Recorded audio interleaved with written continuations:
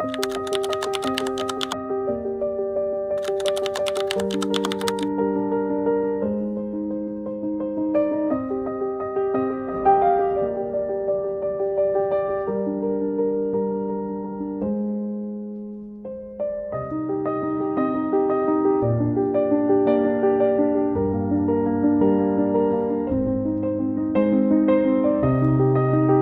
Blasco nació en Valencia,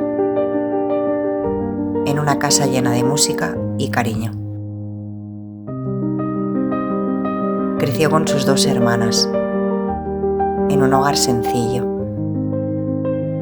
donde cada rincón tenía un sonido, un olor y un pequeño ritual que daba sentido al día. Hija de un oficinista amable y de una madre paciente y amorosa, aprendió desde niña a mirar la vida con sensibilidad.